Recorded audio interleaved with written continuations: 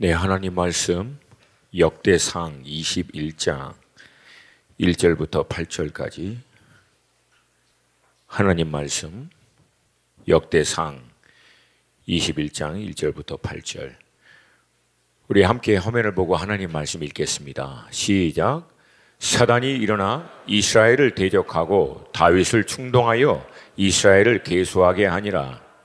다윗이 요압과 백성의 지도자들에게 이르되 너희는 가서 브엘세바에서부터 단까지 이스라엘을 계수하고 돌아와 내게 보고하여 그 수요를 알게 하라 하니 요압이 아뢰되 여호와께서 그 백성을 지금보다 100배나 더하시기를 원하나이다. 내 주 왕이여, 이 백성이 다 내 주의 종이 아니니까 내 주께서 어찌하여 이 일을 명령하시나이까? 어찌하여 이스라엘이 범죄하게 하시나이까 하나 왕의 명령이 요압을 재촉한지라.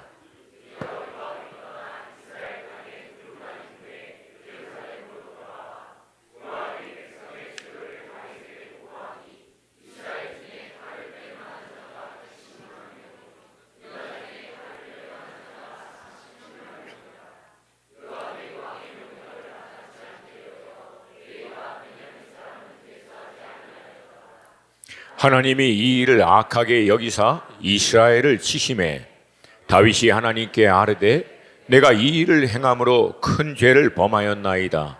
이제 간구하옵나니 종의 죄를 용서하여 주옵소서.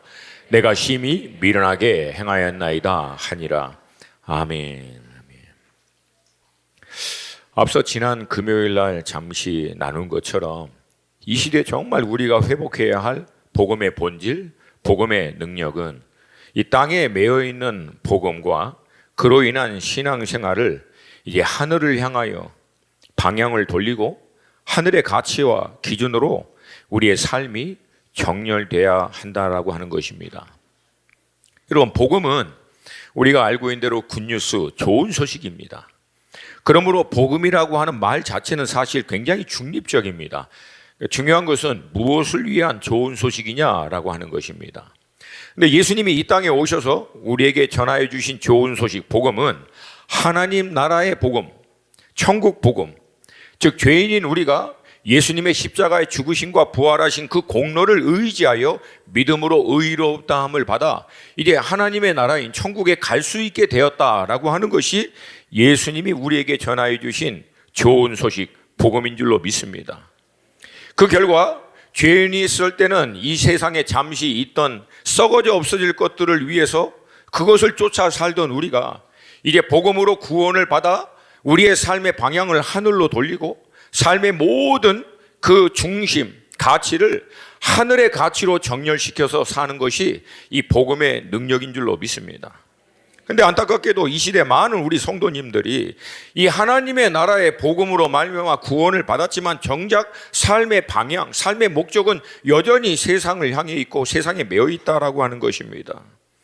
그 결과 복음으로 구원을 받아 하늘을 소망으로 살고 있음에도 불구하고 땅에 문제가 일어나면 복음을 믿고 구원을 받고 있는 성도의 삶 자체도 흔들린다는 거예요.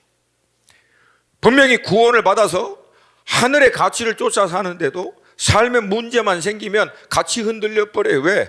복음이 세상에 매여 있고 세상을 향하고 있기 때문에 그렇습니다. 저는 오늘 이 말씀을 통해서 여러분과 저의 삶 가운데 이 복음의 본질과 능력이 회복되는 돌파가 있기를 주님의 이름으로 축복합니다. 놀랍게도 이 두 가지의 극명한 대조를 이루는 모습을 함께 보여줬던 인물이 다윗이라고 하는 인물입니다.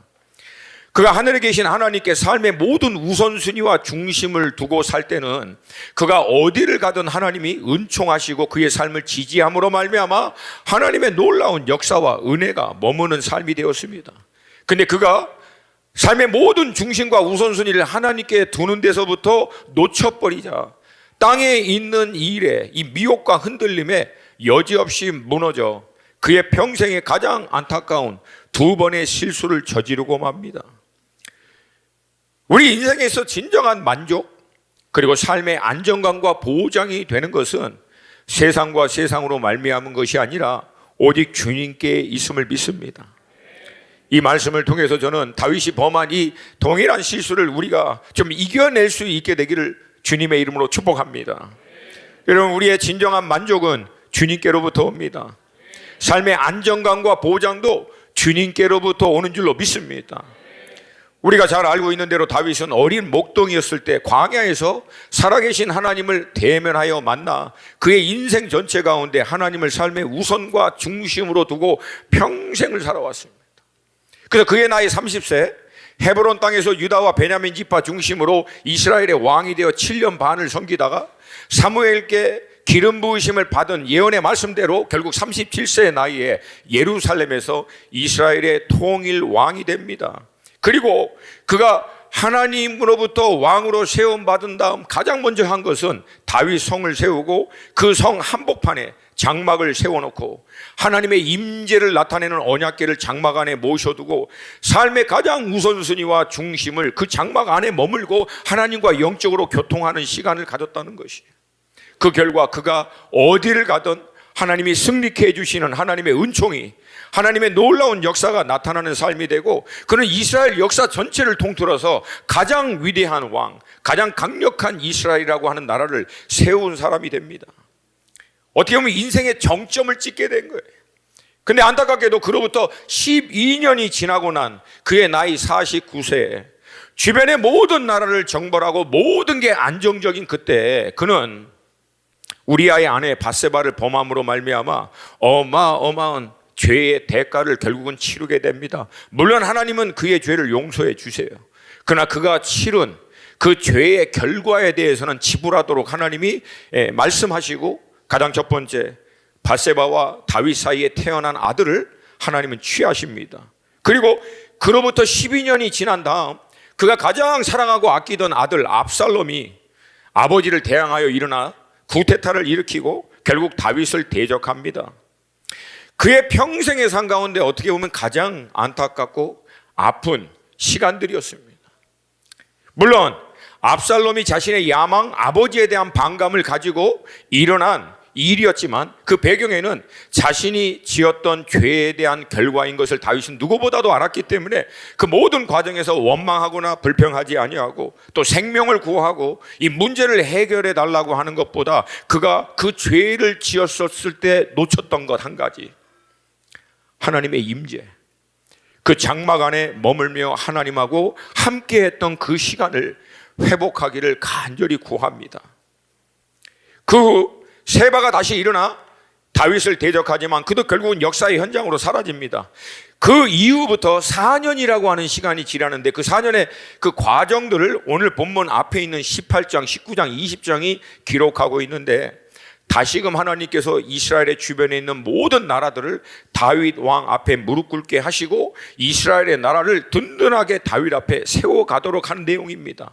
이때 그의 나이가 대략 65세에서 66세, 그가 70세에 하나님의 부르심을 받은 것을 보면 대략 한 4, 5년 하나님께로부터 부르심을 받기를 앞둔 그 시점에 안타깝게도 오늘 본문의 사건이 일어납니다. 본문 1절 우리 한 번 더 다시 읽겠습니다. 시작. 사단이 일어나 이스라엘을 대적하고 다윗을 충동하여 이스라엘을 계수하게 하니라. 이 동일한 본문의 배경을 더 잘 이해할 수 있기 위해서 같은 기록을 하고 있는 사무엘하 24장 1절을 이 말씀을 한 번 더 보기 합니다. 함께 읽습니다. 시작. 여호와께서 다시 이스라엘을 향하여 진노하사 그를 치시려고 다윗을 격동시키사 가서 이스라엘과 유다의 인구를 조사하라 하신지라. 오늘 본문은 분명히 사단이 일어나 이스라엘을 대적하고 다윗을 격동했다라고 기록하고 있는데, 동일한 사건을 기록한 사무엘하 말씀에서는 하나님이 이스라엘을 향해서 다시 진노해서 치려고 했다고 기록하고 있어요. 여기서 우리가 좀 먼저 이해할 유대인들이 갖고 있는 관점입니다. 그게 1차 이 성경에 기록한 관점이기 때문에 이 시대를 살고 있는 우리에게도 이 관점을 이해하는 게 참 중요합니다. 유대인들의 관점에 있어서는 이게 하나님이 직접적으로 그 일을 행하였는지 아니면 인생이 그 죄악과 연약함으로 말미암아 그 일을 행했는지, 결국 그것을 허락하신 주체는 하나님이시기 때문에 직접적이든 간접적이든 그것이 하나님이 행하신 일로 유대인들은 인정하고 받아들입니다. 제가 예를 들면 여러분 바로가 마음을 강박하게 해서 이스라엘 백성들을 애굽에서 내보내지 않으려고 그렇게 합니다. 근데 여러분 동일한 그 사건의 과정에서 다른 구절에서는 하나님이 바로의 마음을 강박하게 했다라고 기록되어 있어요. 그러니까 유대인들의 관점에서 기록하고 있는 거예요. 이게 우리 성도님들이 자주 하는 질문이에요. 그래서 바로가 마음을 강박하게 한 겁니까? 아니면 하나님이 바로의 마음을 강박하게 한 겁니까? 유대인들에게는 그게 별로 중요하지 않다는 거예요. 왜? 바로가 마음을 강박하게 했던, 하나님이 강박하게 마음을 먹도록 그렇게 허용하셨던, 결국 그 모든 것 위에 주체가 되시고 주관하시는 분은 누구시다? 하나님이시다. 그래서 그거는 하나님이 행하신 일로 받아들이겠다는 거예요. 우리가 알고 있는 대로 이 압살롬의 구테타가 일어날 때 이 사울 왕과 같은 지파인 베냐민 지파 출신인 시므이라고 하는 인물이 슬피 울며 도망가고 있던 다윗을 향해서 욕을 하고 돌을 던집니다. 이때 너무 제 표현을 하면 열받은 이 다윗의 보좌관 수르야의 아들 아비새가 너무 화가 나가지고 이 죽은 개와 같은 자가 어떻게 내 주 왕을 저렇게 모욕할 수 있겠나니까, 내가 건너가서 당장에 칼로 베버리겠다고. 그때 다윗이 이 아비새에게 다음과 같이 얘기합니다. 사무엘아 16장 10절 우리 한 목소리를 읽습니다. 시작. 왕이 이르되 수르야의 아들들아 내가 너희와 무슨 상관이 있느냐?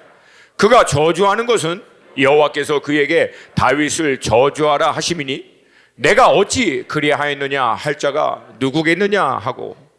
그러니까 하나님께서 다윗에게 시므이 보고 가서 저주해라 시킨 건 아니에요.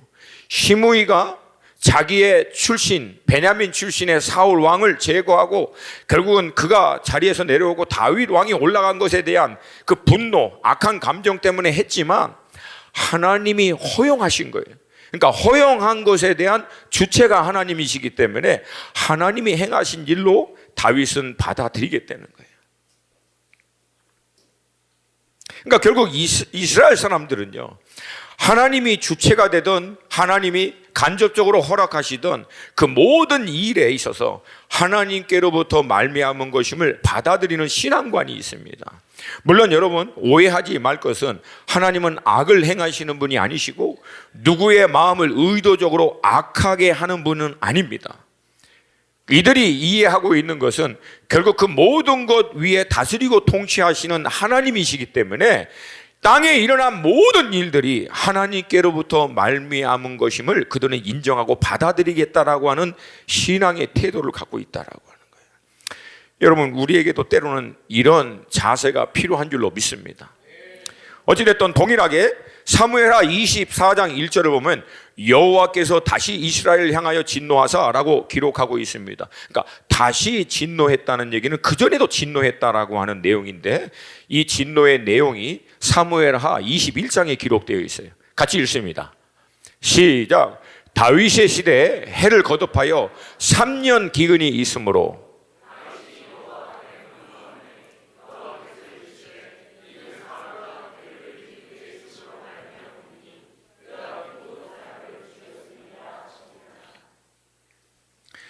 우리가 알고 있는 대로 사울의 때 사울이 다윗을 잡으려고 쫓아다닐 때 기브온이 이 다윗을 도와주게 됩니다. 그러니까 이것을 빌미로 사울 왕이 기브온 족속 전체를 완전히 절멸시켜 버립니다. 근데 우리가 알고 있는 대로 여호수아가 가나안 땅을 정벌할 때 이 기브온이 여호수아 이 세대와 함께 여호와 하나님의 이름으로 언약을 맺습니다. 그래서 하나님의 이름으로 맺은 언약 때문에 기브온은 가나안 땅에 살 수 있는 권리를 하나님께로부터 받습니다. 근데 이 사울 왕이 본인의 개인적인 이 사적인 욕심, 야망 때문에 하나님의 언약으로 머물고 있는 기브온 족속을 멸해버린 거예요. 그러니까 기브온 족속이 이 원한으로 하나님께 호소한 거예요. 그러니까 결국 하나님께서 이 기브온의 이 원한을 해결하지 않으면 3년의 기근의 문제를 해결하지 않겠다라고 해서 다윗이 이 문제를 결국은 해결하게 됩니다. 그리고 다시 오늘 본문을 보면 하나님이 다시금 이스라엘을 향해서 진노했다라고 기록하고 있는데 이 다시 진노한 배경은 이스라엘 백성이 하나님의 기름 부으심을 받은 다윗을 대항했던 압살롬과 이후에 일어났던 세바의 반역에 동참하게 된 이유입니다. 물론 다윗이 지은 죄로 인해서 하나님이 그것을 행하신 것이긴 맞지만 이 과정에서 이스라엘 지파는 하나님이 원하지 않는 편에 섰다라고 하는 것입니다. 물론 하나님은 이 모든 과정들을 다 합력하여 그분의 완전하심과 공의를 이루시는 분이십니다. 이러한 하나님의 경륜은 사실 우리의 인간의 이성, 우리의 생각의 한계로는 다 이해할 수는 없습니다. 그래서 바울이 다음과 같이 로마서에서 전합니다. 로마서 11장 31절부터 우리 함께 읽습니다. 시작. 이와 같이 이 사람들이 순종하지 아니하니 이는 너희에게 베푸시는 긍휼로 이제 그들도 긍휼을 얻게 하려 하심이라. 하나님이 모든 사람을 순종하지 아니하는 가운데 가두어 두심은 모든 사람에게 긍휼을 베풀려 하심이로다. 깊도다 하나님의 지혜와 지식의 풍성함이요 그의 판단은 헤아리지 못할 것이며 그의 길은 찾지 못할 것이로다.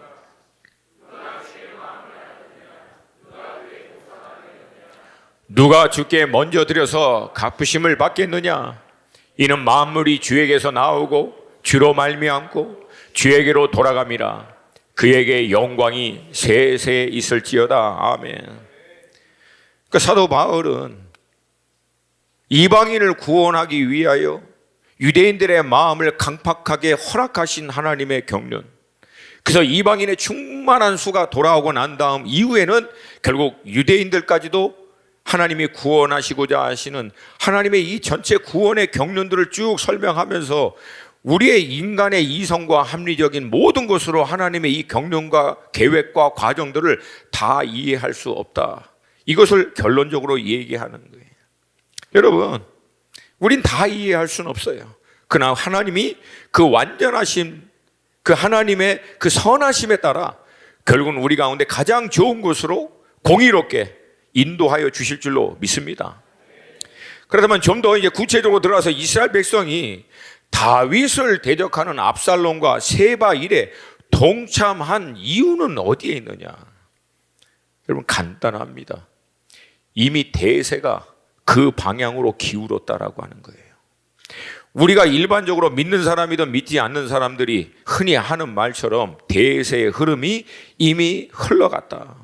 결국 세상의 흐름이 그 방향으로 가기 때문에 이건 어차피 안 된다. 오늘 본문의 배경이 정확하게 그런 정치적인 계산에 따라서 이스라엘 지파가 압살롬과 세바를 지지한 것입니다. 눈에 보이는 대세가 이미 다윗은 늙고 그는 지는 해입니다. 반대로 압살롬은 젊은 사람이고 떠오르는 해입니다. 더구나 지난 4년 동안 압살롬이 철저히 준비해서 이스라엘의 모든 사람들의 마음을 훔쳤다라고 성경이 기록하고 있어요. 그러니까 대부분의 이스라엘의 사람들의 마음이 이미 압살롬에게 기울은 거예요. 그리고 때가 되자 들고 일어나서 아버지를 제거하고 왕으로 딱 서려고 할 때 열지파가 정치적으로 계산한 거예요.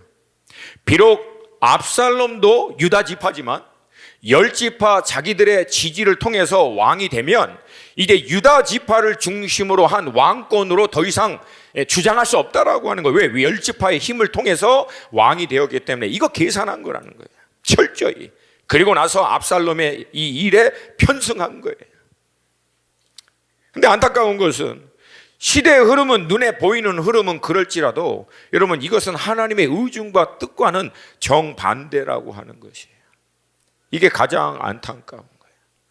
여러분, 이 시대를 살고 있는 우리 그리스도인들도 잘못하면은요, 하나님의 의중과 뜻, 말씀의 정확한 기준에 따라 살기보다는 시대의 대세, 흐름이 어떻게 흘러가느냐에 따라서 우리의 삶을 정할 때가 참 많다라고 하는 거예요. 그러면서 늘 하는 말이 그거예요. 이미 기울었어. 이건 누가 해도 못 막아. 이미 대세 기울었어. 이건 안 돼. 어차피 결국은 이렇게 되어 있어. 여러분, 어차피 그렇게 될지라도 그 편에 서야 되는 것은 아닌 줄로 믿습니다. 온 세상이 하나님의 뜻과 진리의 말씀을 떠나 반대로 흘러가더라도 이건 어느 누구도 막을 수 없다라고 해도 믿음의 사람, 진리의 편에 서야 되는 사람은 그 자리에 서야 될지 않을 줄로 믿습니다.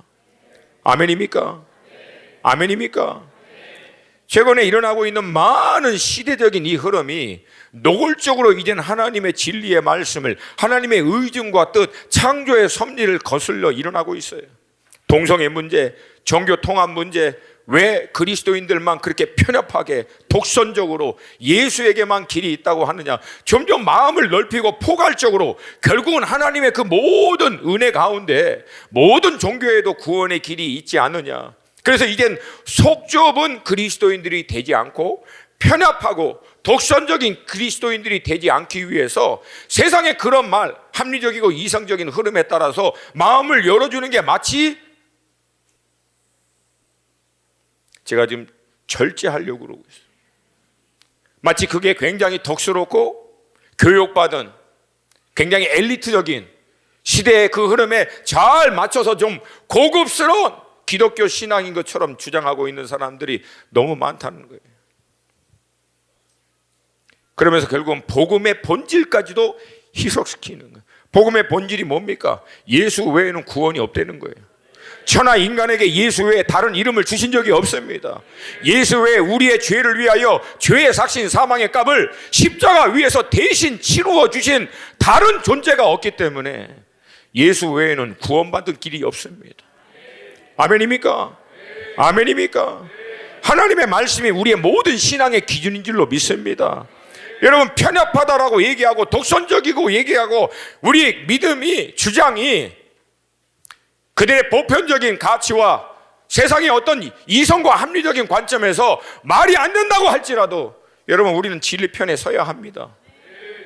여러분, 만약에 교회가 복음의 이 본질까지도 희석하고 사람들을 포용하기 위해서, 이해하고 더 너그럽게 받아들이기 위해서 타협한다고 해서 여러분, 세상이 언제까지 교회를 지지하고 사랑할 거라고 생각하십니까? 이건 아직도 오해하고 있는 거예요.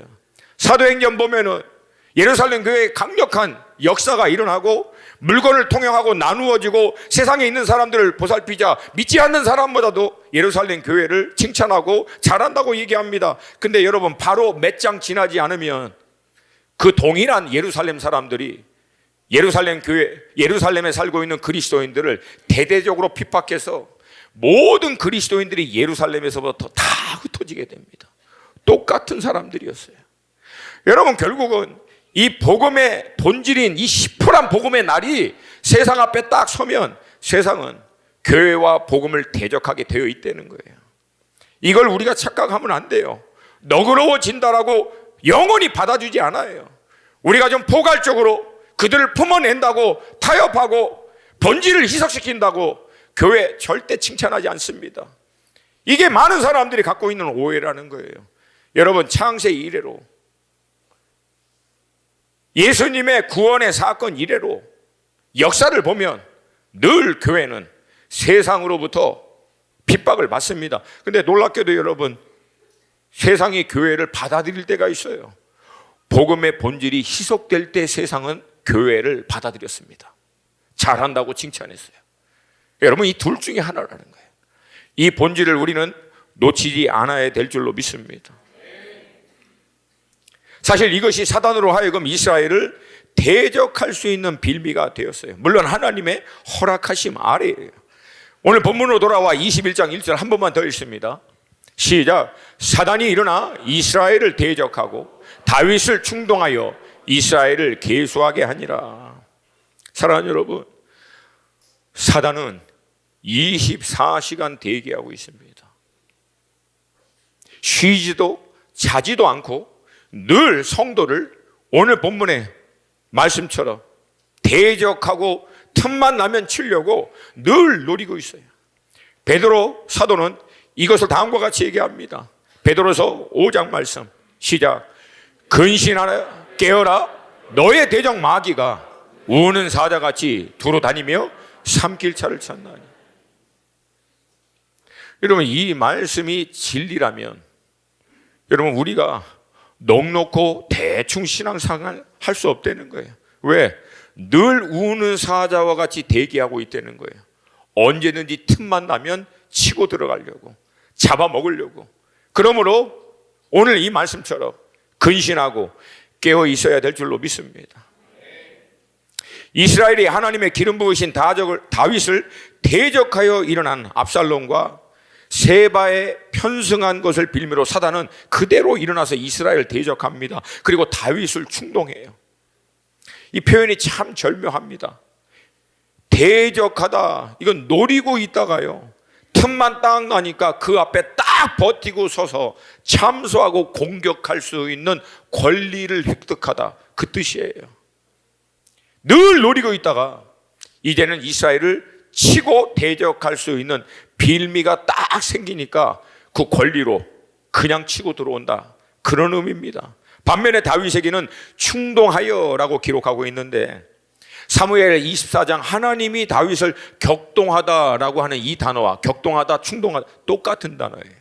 그러니까 이 의미는 뭐냐면, 물밑에 깊이 가라앉아 있는, 마치 우리 내면의 깊은 곳에 가라앉아 있는 그 근본적인 문제들이 물 위로 드러나듯 겉으로 드러날 수 있도록 흔들다라고 하는 그런 의미예요.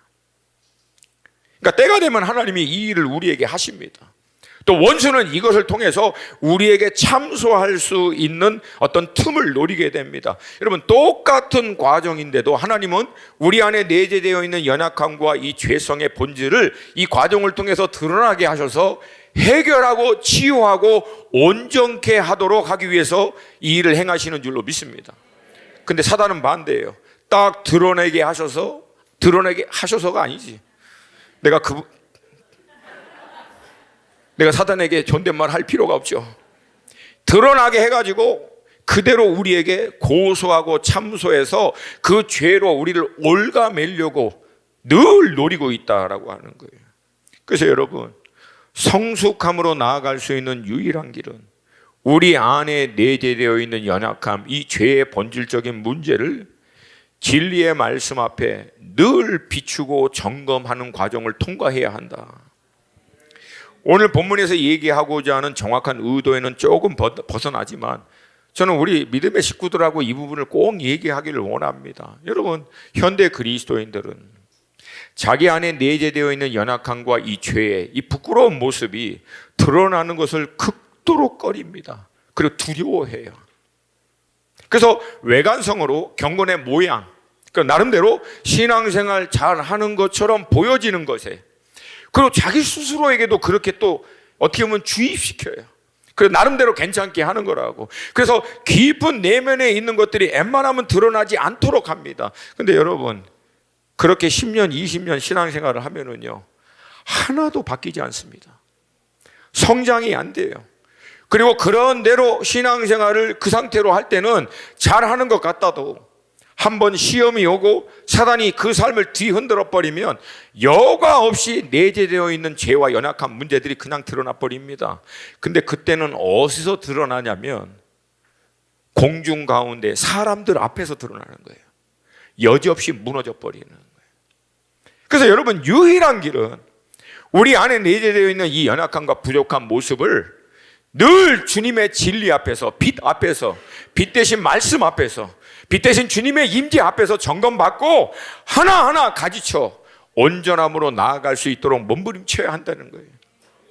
여러분, 기독교의 독설은 이 말이 안 되는데 되는 게 뭐냐면, 우리가 진리의 빛 가운데로, 진리의 말씀 가운데로 더 들어가면 들어갈수록 우리의 죄가 더 명확하게 드러납니다. 여러분, 우리가 착각하지 말아야 될 것이 뭐냐면, 신앙생활을 더 깊게 하고 온전하게 하면 굉장히 괜찮은 내가 되는 줄 아는데, 물론 맞아요. 그렇게 결론적으로 되어지는데 가장 먼저는 그게 아닙니다. 빛 가운데 더 들어가면, 진리 가운데로 더 적나라하게 나를 비춰보면은요, 내가 더 큰 죄인인 것을 계속해서 발견하는 거예요. 그래서 여러분, 바울이 내가 죄인 중에서도 괴수다, 그것을 다윗이 인생 말년에 고백한 거예요. 다메섹에서 예수님 만나고 평생을 주님을 위해서 살았는데 인생 말년에 여전히 그가 고백할 수밖에 없는 것은 뭐예요? 나는 죄인 중에서도 괴수와 같은 그런 연약한 자이다. 왜 그래요? 여러분, 다윗이 우리보다 죄가 많아서 그게 아니에요. 그가 그렇게 고백할 수 있던 이유는 다윗은 평생은 주님과 동행하며 주님의 그 빛 가운데로, 진리의 말씀 가운데로 더 들어간 거예요. 더 들어간 거예요. 더 들어가니까 자기 안에 내재되어 있는 연약함과 죄가 더 적나라하게 들어간 거예요. 그래서 소망 없는, 정말 어찌할 수 없는 자기의 그 본질을 보고 그렇게 고백한 거예요. 근데 더 놀라운 고백이 뭡니까? 근데 그 죄가 많은 곳에 은혜가 더하더라. 할렐루야.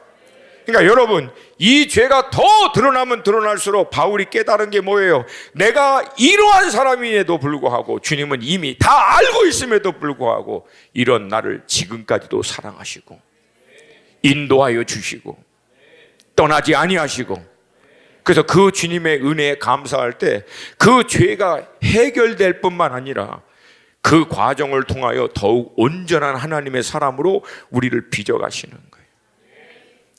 빛으로 들어가는데 죄는 오히려 더 드러나는데 죄가 드러날수록 주님의 은혜가 더하는 이 놀라운 영적인 돌파를 더 경험하는, 여러분, 이게 기독교의 핵심입니다.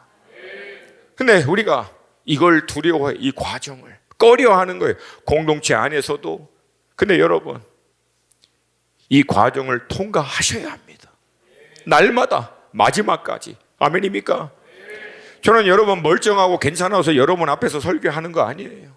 저도 죄가 있고 여전히 제 안에 내재되어 있는 저의 연약한 문제로 지금도 발버둥 치고 있는데, 제가 여러분과 이걸 나눌 수 있는 이유는 하나예요. 우리의 죄가 아무리 드러나도 결국 그리스도 예수 안에서, 그리스도 예수 안에 있는 자에게는 정죄함이 없다라고 하는 이 복음의 능력을 의지하기 때문에 그래요.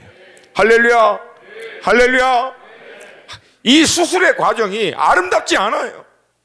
아름답지 않습니다.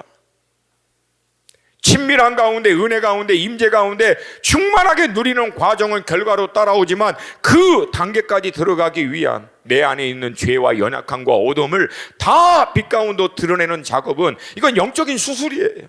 결코 고상하지도 않고 아름답지도 않고 치열하고 아프고 고통스러울 때도 있어요. 그러나 이것을 통과한 자만이 진정 그 내면의 문제가 해결됨으로 말미암은 그 어느 누구에게도 어떤 것에도 빼앗기지 않는 진정한 기쁨과 샬롬, 평강을 누리게 될 줄로 믿습니다. 이게 자유케 되는 거예요. 이게 그러니까 두려워할 필요가 없어. 눈치 볼 필요도 없어요. 어떤 것에도 제한받지 않는 당당한 거예요. 왜? 빛 가운데 치유를 받았거든요. 빛 가운데 해결을 받았거든요. 이게 안 되고 난 다음에 신앙생활을 하면은 늘 두려운 거예요. 언제 이 내 연약함이 드러날까? 언제 내 이 죄의 문제가 이게 드러나게 될까? 그러니까 눈치 보는 거예요. 그리고 고백하지 않는 거예요. 여러분, 그렇게 하다 보면은 신앙생활에 주님이 주고자 하는 진정한 기쁨과 만족, 평강하고는 영원히 멀어지는 거예요. 근데 여러분, 그렇다고 또 감춘다고 이게 영원히 감춰집니까, 여러분? 영원히 감춰지면 나도 그렇게 하겠어. 감춰져요, 안 감춰져요? 가장 먼저 누구 앞에 합니까? 내 아내와 내 남편에게 드러나고, 새끼들 앞에 드러나고, 믿음의 성도들 앞에서 드러나고, 세상 앞에서 결국은 다 드러나요. 근데 주님 앞에서 드러내면 이게 은혜. 아무도 몰라.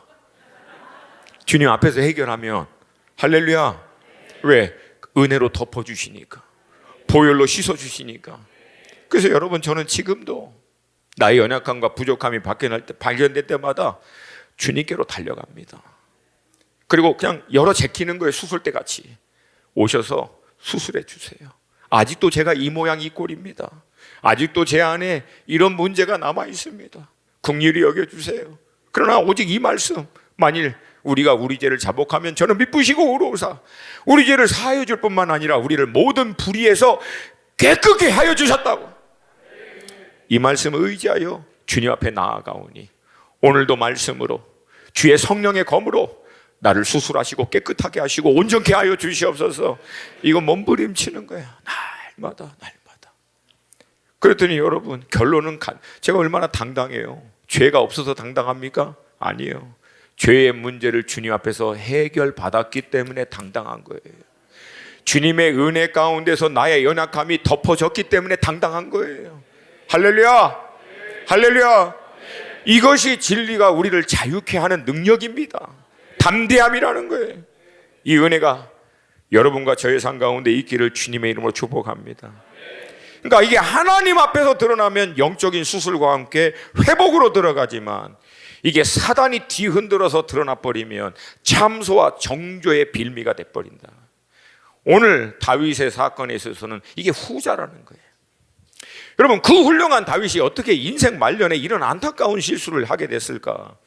사단이 다윗을 충동하여 이스라엘을 이 계수하게 하는 일이 도대체 이게 왜 일어나게 됐는가? 물론 군대의 숫자를 세는 것 자체가 죄는 아닙니다. 근데 목적과 동기가 어디에 있느냐라고 하는 거예요. 다윗이 나라를 다시금 안정적으로 세우고 모든 주변의 나라들을 정벌하고 난 다음에 이제 얼마 안 있으면 왕위를 넘겨주고 하나님의 부르심을 받을 수 있는 인생 말년에 왜 이런 안타까운 실수를 범하게 됐는가? 도대체 무엇이 다윗으로 하여금 이 군대의 숫자를 세도록 충동하였는가? 이유는 하나예요. 안정감입니다. 계수를 통해 확인된 군대의 숫자를 통해서 이 정도면 안전하겠지, 이 정도면 되겠지, 내가 내 아들에게 이제 왕이 물러줘도 이 정도 군대가 확보되면 아무 어려움 없이 계속해서 이 나라가 든든하게 서겠지. 자기 눈으로 자기 손에 붙잡고 있는 그것으로 확인하고 싶었던 거예요. 그런데 여러분, 다윗의 나라가 그렇게 안정적으로 확실하게 설 수 있었던 이유가 군대 숫자입니까? 다윗의 능력이 있었습니까? 여러분, 다윗이 우리아의 아내 밧세바를 범하고 난 다음에도 하나님의 국률로 아직 그 왕의 자리에 있을 수 있었던 유일한 이유가 하나님의 은혜 때문입니다. 하나님의 국률 때문에 그래요. 하나님이 다윗의 편에 서줬기 때문에 그래요. 근데 어느덧 그 하나님의 은혜로 그렇게 든든하게 섰으면 그 안정감과 보장을 하나님께로부터 받아야 되는데 어느 순간부터 눈에 보이고 만져질 수 있는 군대의 숫자를 통해서 자기의 안정감과 보장을 확인받으려고 했다라고 하는 거예요. 근데 여러분, 그게 우리예요. 그게 우리. 이 하나님의 나라 복음을 통해서 천국에 갈 수 있는 이 확신, 이 산 소망으로 말미암아 이 땅에 사는 동안 힘들고 어렵고 문제가 있어도 늘 하나님으로부터 그 안정감을 확인받고 삶의 보장을 하나님께로부터 받고 이 사세상에 있는 것으로부터 자유하고 누릴 수 있어야 되는데, 우리도 여러분 깨어있지 않으면 어느 순간부터 내 삶의 안정감, 내 삶이 노후에도 보장되는 어떤 것들을 이 세상과 세상에 잡힐 수 있는 것을 통해서 확인받고 싶어하는 거예요. 그래서 여러분, 나이 드신 어른들이, 우리 형님과 누님들이 좀 이렇게 초조해지고 좀 마음이 힘들어지면 계속 통장의 밸런스 보시고, 얼마 들어있나 이거 보고, 주식 이거 어떻게 됐나 이거 보고, 노후 자금, 은퇴연금 이거 어떻게 되나 이거 보고 있고, 우리 건물 뭐 이거 하나 이게 준비한 거 있으면 이거 가지고 이제 남은 여생 어떻게, 계속 그거 보고 있는 거예요. 근데 여러분, 그렇게 될 때까지 우리를 지켜주시고 인도하시는 분은 누구세요? 하나님이시잖아요. 지금 우리가 이 자리에 이렇게 예배할 수 있는 이유도 하나님이신 줄로 믿습니다. 근데 문제는 원수는요, 우리의 마음을 하나님께로부터 떼어낼 수는 없어요, 직접적으로. 근데 반대로 우리를 톡톡 건드는 거예요. 우리를 흔드는 거예요. 우리의 안정감의 대상이 하나님께로부터 흩어져서 세상에 있는 것에 빼앗기도록 톡톡 건든 거야. 노후에 어떻게 살래? 새끼들 안 돼. 앞으로 어떻게 할래? 이거 갖고 삶이 보장될 것 같아. 온통 이런. 어느 순간부터 흔들리는 거예요. 어떻게 하지 못하면, 주님께 우리의 안정감을 확인받지 못하면, 주님이 내 삶의 보장이다 라고 하는 것이 명확해질 때까지 주님 앞에 머무는 시간을 놓쳐버리면 우리도 이 한두 마디에 그냥 휩쓸려 넘어갈 수밖에 없는 게 우리의 현실이다. 사랑하는 여러분, 다윗이 생애 범했던 두 가지 죄, 첫 번째, 우리아의 아내 밧세바를 범한 죄, 그리고 두 번째, 이스라엘의 군대의 숫자를 통해서 안정감을 취하려고 했던. 그러면 우리아의 아내 밧세바를 범한 죄의 근원은 무엇인가? 간단합니다. 공허감이에요. 그러니까 어르신들이 얘기한 것 같이 마음이 허응한 거야. 다 안정적으로 되고 어느 쪽으로 다 이루고 뭐 이게 되겠지, 이 정도면 되겠지 하는 순간 뭔가 다 됐다라고 생각하는 어느 날 갑자기 마음이 휑한 거야. 허전한 거야. 뭔가 이렇게 좀 만족이 안 되고 불안한 거예요. 근데 여러분, 왜 다윗이 그렇게 됐느냐? 이유 간단합니다. 여러분, 다윗이 우리아의 아내 밧세바를 범하는 본문의 흐름을 보면 다윗이 장막 안에 머물렀다는 기록이 더 이상 안 나와요. 그전에는 하나님을 삶의 우선위와 중심으로 두고 늘 그 장막 안에 들어가 하나님 그분의 임재, 하나님 말씀, 하나님의 은혜로 말미암아 충만했거든요. 충만하고 만족한 때는 세상에 있는 그 어떤 것도 다윗의 마음을 흔들지 못합니다. 왜? 이미 충만하기 때문에. 할렐루야! 할렐루야! 근데 그 하나님께로부터 충만하게 공급받는 시간들로부터 멀어지니까 영적 원리는 아주 단순하거든요. 이게 안 채워지니까, 하나님께로부터 공급받지 못하니까 세상으로부터 이걸 채우려고, 아시잖아요. 낮잠 잤는데 해가 질 때까지 자고 일어나서 기웃기웃거리다가 결국은 한 방에 나가버린 거예요. 왜? 뻥 뚫려 있는 것을, 그것을 통해서 체험을 받을 것 같다, 만족할 것 같다라고 착각한 거예요. 여러분, 미련하다고 절대 얘기하지 마세요. 비어있는 사람에게는 분별력이 없어집니다. 이게 휑해버리면은 이성적이고 사리적인 판단이 안 돼요. 우리 엊그제 우리 나까지 목사님 간증 들었잖아요. 멀쩡해도 마약을 하면 자기가 죽는다는 것을 뻔히 알고도 한대잖아요. 세상에 돈과 명예, 권력 이런 거 추구하고 하다가 결국은 이게 만족을 주지 못한다는 걸 알아요. 여러분, 세상으로부터 우리가 영원히 만족하지 못하는 이유는 하나입니다. 잠시 만족이 되는 것 같지만 여러분, 시간이 지나면 그거로 만족해졌던 공간이 더 크게 뻥 뚫려요. 세상에 있는 것은. 왜? 세상에 있는 모든 것은 잠시 있다가 사라지는 것이기 때문에. 아시잖아요. 여러분, 시간이 없는데 참. 여러분, 제가 이제 한국에 정착할 때 우리 고목사님이, 형님이 이제 모닝 세차를 사주신 거예요. 할렐루야. 네? 제가 20살 때 우리 가정이 미국에서 이제 정착할 때 세차 한번 몰아보고 두 번째로 처음으로 세차 모닝. 와, 제가 얼마나 닦았는지 모릅니다. 얼마나. 근데 여러분, 또 하나님의 은혜로 또 이제 어찌어찌 해서 저기 이제 일산에 있는 우리 박 형님이 또 이렇게 헌금해 주셔서 제가 SUV를 너무 좋아하거든요. 꿈의 차. 근데 그거를 이제 중고를 하나 구입할 수 있도록 해줘. 제가요, 그거 아침 저녁으로 닦았어요. 너무 좋아가지고 얼마나 닦았는지 몰라요. 근데 지금 발로 문 닫습니다. 발로 톡 닫아요. 그냥 지금 더 이상 안 닦아요. 이게 세상이 주는 만족이라는 거예요. 영원하지 않는다는 거예요. 잠시 있는 것 같지만 만족한 그 공간이 비워지면 더 목마르고 갈망해져 버리는 거예요.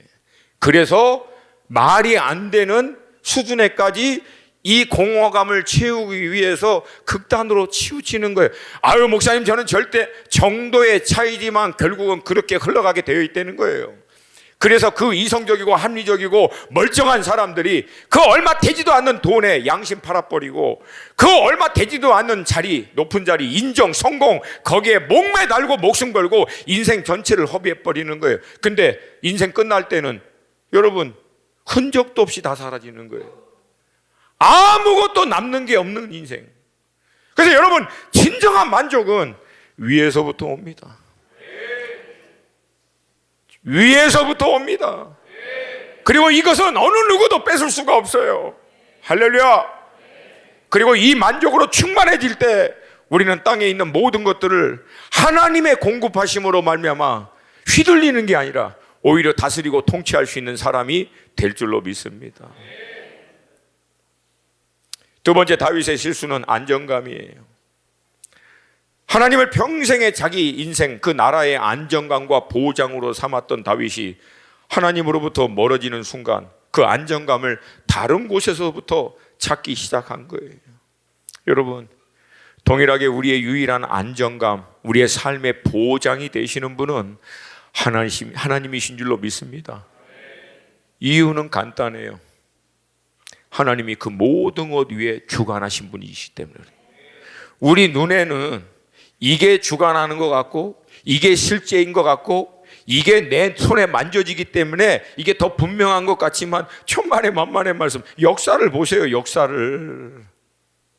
자기가 안정감으로 보장으로 삼았던 세상에 있는 것에, 자기가 보장과 안정감으로 삼았던 그것에 의해 무너집니다.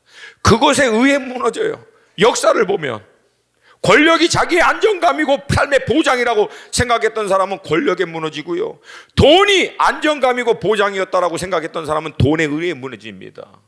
성공이 나의 안정감이고 보장이다, 성공 때문에 집착하다가 결국 무너져 버려요. 진리가 여러분과 저를 자유케 할 줄로 믿습니다. 우리의 유일한 안정감, 삶의 보장, 오직 예수 그리스도. 왜요? 그분은 변하지 않아요. 한결같으십니다. 신실하세요. 더구나 우리가 죄인 되었을 때 우리 죄를 위하여 자기 생명을 내어주심으로 우리의 죄의 삭슬 대신 지불하기까지 우리를 사랑해 주신 그 하나님이 이미 구원을 받아 그 하나님의 뜻에 쫓아 살고자 하는 우리에게 어찌 이 모든 것을 더하여 주시지 않겠습니까? 이 믿음으로 우리의 영원한 안정감과 보장을 예수 그리스도께 줄 수 있게 되기를 축복합니다. 젊으신 분들, 제 밑으로 청년들, 여러분은 지금부터 그 훈련을 하셔야 돼요. 삶의 진정한 만족이 주님으로부터 오는 것을 훈련하셔야 돼요. 이게 그렇게 마음 먹는다고 되는 게 아니라 훈련해서 몸에 익숙해지는 대로 되는 거예요. 그래서 이건 시간이 걸립니다. 오늘부터 나의 만족은 주님이시다. 오늘부터 나의 안정감은 이제 주님이 될 거야, 주님으로 하겠습니다, 결단한다고 되지 않아요. 이건 몸에 배야 된다는 거예요. 평생의 삶을 통해서 그렇게 평생을 몸에 배어 살아도 한순간에 주님으로부터 마음과 생각이 떠나버리면 한 방에 끝나버린다는 거예요. 그만큼 무섭다는 거예요. 그래서 여러분, 뭐라고 얘기해요? 두렵고 떨리는 마음으로 너의 구원을 이루라는 거예요. 구원받은 자, 하늘에 속한 천국을 소망으로 삼고 있는 믿음의 사람답게 살기 위해서는 늘 두렵게 구원받은 자답게 살 수 있도록 깨어있으라는 거예요. 할렐루야! 할렐루야! 우리의 진정한 만족은 하늘에 있습니다. 천국 복음이에요. 그래서 하나님의 나라 복음이라는 거예요. 이 복음 믿고 우린 천국 간다는 거예요. 이 땅에서는 지혜롭고 충성된 종과 같이 하나님이 맡겨주신 것들을 잘 경영하고 다스리고 통치하되 결국은 다 내려놓고 하나님의 나라로 돌아가는 거예요. 그게 우리의 진정한 안정감이고 보장이고 만족인 줄로 믿습니다. 요압이 이 사실을 알고 만류합니다. 근데 안 들어요. 오늘 본문에 왕의 명령이 요압을 재촉한지라. 재촉하다, 하자, 그 히브리 말은 이거는 완강하게 하다, 강화시키다. 뭔 말이에요? 요압의 말을 듣고 군대 개수하려고 하는 그 마음을 더 강화시켰다는 거예요. 더 강팍하게 만들었다는 거예요. 왜 그래요? 이미 마음이 기울어져 버린 거예요. 이게 무섭습니다. 이미 마음이 쏠려버리면 돌이키는 게 이게 너무 힘들어요. 그러니까 경건은 쏠리기 전에 주님께 딱 정렬시키는 거예요. 그렇게 하기 위해서 날마다 말씀 앞에 나가는 거예요. 쏠리지 않도록 점검하는 거예요. 할렐루야. 그렇게 하기 위해서 날마다 기도의 자리 나가는 거예요. 왜? 마음과 생각이 세상에 보이고 만져지는 것들에 흩어지는 모든 것들을 다시금 스캔해서 하나님 앞에 딱 다시 세우는 거예요. 당신으로부터 만족함을, 그리고 하나님으로부터 만족함을 얻은 사람은 세상에 있는 것으로부터 자유합니다. 그리고 하나님이 그 만족함으로 충분히 공급해 주시는 지혜와 능력으로 오히려 세상에 있는 것에 쏠리는 게 아니라 다스리고 통치하고 경영할 수 있는 자가 되는 거예요. 이 은혜가 여러분과 저의 삶 가운데 있기를 주님의 이름으로 축복합니다. 저는요, 사역을 하는 사역자임에도 불구하고 똑같아요. 여러분, 그 전문 영역에서 일하시는 여러분의 현실과 이 사역을 하는 사역자들의 현실은 전혀 다르지 않습니다. 우리도 만족을 사역에서부터 얻으려고 할 수 있고요, 안정감을 사역이 잘 되는 거, 사람들이 인정해주고 그리고 일들이 잘 되는 거, 이걸 통해서 얻으려고 할 때가 한두 번이 아니에요. 근데 여러분 알잖아요, 아무리 훌륭하고 대단해도 사역도 올라갈 때 있고 내려갈 때 있고 잘 될 때 있고 안 될 때 있고, 왜? 이 세상에서 일어나고 있는 일이기 때문에. 근데 여러분, 유일하게 한결같은 영원히 변하지 않는 그분은 딱 한 분이십니다. 주님이세요. 주님이세요. 그 주님 안에 있으면 안정은 보장됩니다. 여러분, 주님은 얼마나 사역 제대로 못하, 왜 사역해? 야, 몇 명이야? 왜 숫자가 줄었어? 주님 그 얘기 안 하세요. 내가 맨날 그래, 혼자서. 주님은 그 얘기 안 하셔요. 왜 성공 못했어? 왜 잘되지 못했어? 야, 앞으로 어떻게 할 거야? 제대로 좀 준비해야지. 한 번도 얘기하신 적이 없어요. 주님이 내게 원하시는 것은 딱 하나예요. 내 안에 머물러라. 내가 네 삶의 주체가 되어 네가 원하는 진정한 만족, 삶의 안정감과 보장도 내가 너를 위해서 이루어 줄 것이다. 우리가 해야 될 관심, 몸부림, 모든 이 싸움, 주님 안에 머물러 있는 거예요. 주님께 삶을 다 꽂아서 정렬시키는 거예요. 그러면 나머지는 이 모든 것을 더하시는 주님의 은혜를 누리게 될 줄로 믿습니다. 아멘입니까? 지난 주일날 말씀드린 대로 여러분, 목회자의 한계, 좋은 말씀, 아 그렇구나, 아이 그렇지 딱 하고 접어버리고 그냥 가시지 마시고 점검하세요. 나는 진정 만족을 어디서부터 추구하고 있는가? 내 삶의 진정한 안정감을 나는 어디서부터 확인받으려고 하는가? 이게 주님이 아닐 때 다 돌이켜 주님 앞에 정렬하여 사단이 아무리 뒤흔들어도, 세상이 뭐가 어떻게 돼도 견고하게 딱 서 있을 수 있는 여러분과 제가 되시기를 주님의 이름으로 축복합니다. 마지막 때가 가까우면 땅과 땅에 있는 것으로 사단과 어둠의 영들은 이제 본격적으로 우리를 흔들기 시작할 거예요. 근데 하늘의 정렬이 안 되고 하늘에게 만족과 소망으로 딱 꽂혀 있지 않는 자들은 사단이 흔들 때 다 함께 넘어가는 거예요. 다 휩쓸려 가듯이. 그래서 여러분, 마지막 때 많은 사람들이 믿음에서 떠난다는 거예요. 왜? 이 복음이 하늘이 아니라 땅에 있어서. 삶의 가치와 기준의 모든 것이 하늘로 정렬된 게 아니라 땅에 있는 기준에 정렬되어 있기 때문에 땅에 있는 것을 사단이 흔들어 버릴 때 다 함께 쓸려가 버린 거예요. 근데 사단이 절대 흔들지 못하는 게 뭐예요? 하늘에 꽂혀 있는 사람은 못 흔들어요, 여러분. 왜? 그 영역은 사단이 건들 수도 없거든요. 할렐루야. 이게 하늘에 있는 상금은 좀도 먹지 않고 도둑도 들지 않는다는 주님의 말씀이라는 거예요. 그러니까 거기에 딱 정렬시키려, 자유하여 마지막까지 승리할 수 있는 여러분 되시기를 주님으로 축복합니다. 다 함께 자리에 일어나시겠습니다.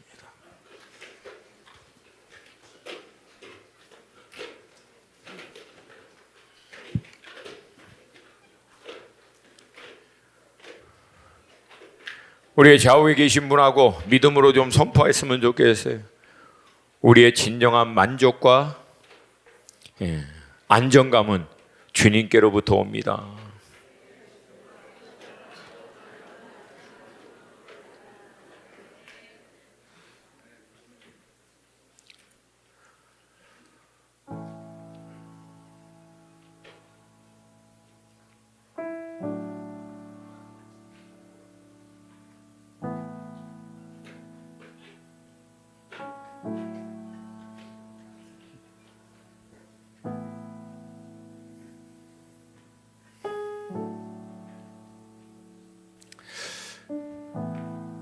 사랑하는 여러분, 이 세상에 그 어느 누구가 어떤 것이 우리의 삶을 보장해 줄 것 같습니까?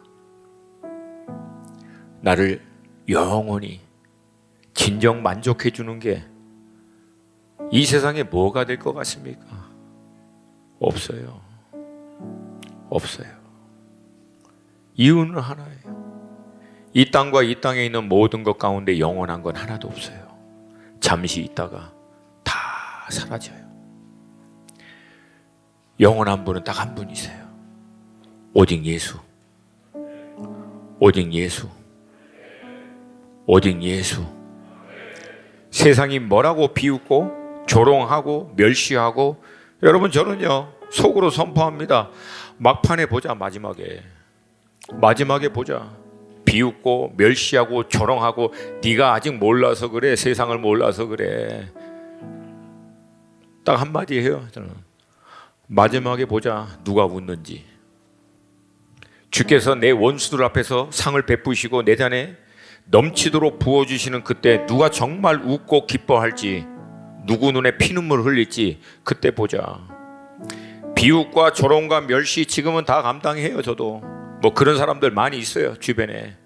뭐 우연치 않은 기회 가운데 그런 일들을 통해서 한 번씩 팍팍 찔릅니다.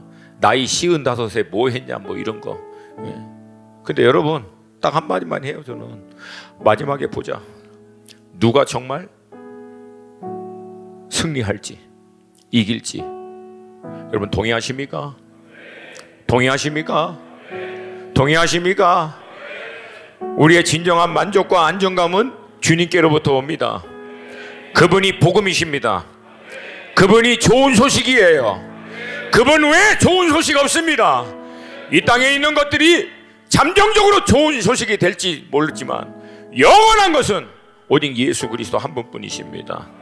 그러므로 이 예수께 삶을 정렬시키시고 예수가 우리를 인도하시는 하나님의 나라 천국에 여러분의 인생 꽂으세요. 꽂으세요. 여러분 나 빨리 끝내고 가야 돼. 좀 시원스럽게 대답 좀. 꽂으세요. 어떠한 상황에도 흔들리지 않도록 명확하게 꽂으세요. 천국 복음 믿고 있는데 땅이 흔들리고 땅의 문제 흔들리면 함께 우왕좌왕 흔들리고 쓰러지는 인생들이 아니라, 어떤 난리가 일어나고 문제가 일어나도 견고하게 서 있을 수 있도록 하늘에 정렬시키세요. 그리고 그것이 영원한 가치인 것을 날마다 말씀 앞에서 기도 가운데 확인 받으세요. 그래야 승리하고 이겨내고 하나님이 주시는 진정한 만족과 안정감과 보장으로 말미암아 넉넉히 이기는 믿음의 삶이 될 줄로 믿습니다. 날마다 싸워야 합니다. 날마다 해야 합니다. 이 땅에 사는 동안.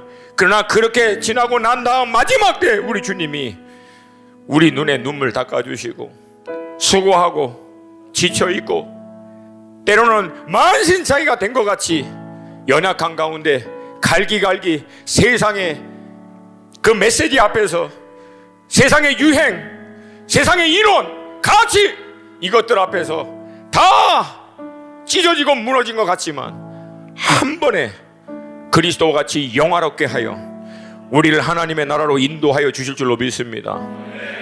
이 믿음 가지시고 예수께 정렬시키시고 예수께 날마다 확인받으셔서 승리할 수 있기를 소망합니다. 이 시간 우리 두 손 들고 주님의 이름 3번 부르고 3분만 기도할게요. 3분만 기도할 때 나의 진정한 만족은 주님이십니다. 나의 삶의 안정감은 주님이십니다. 이 세상의 그 어떤 것도 나의 보장이 되지 않습니다. 내 영혼아 깨어날지어다. 복음이 천국을 향하게 하여 주시옵소서. 천국을 향하여 삶이 정렬되게 하여 주셔서 모든 흔들과 유혹과 사단의 방해 가운데서도 승리할 수 있는 믿음의 삶 되게 하여 주시옵소서. 주님의 이름 3번 부르고 기도합니다. 주여! 주여! 주여!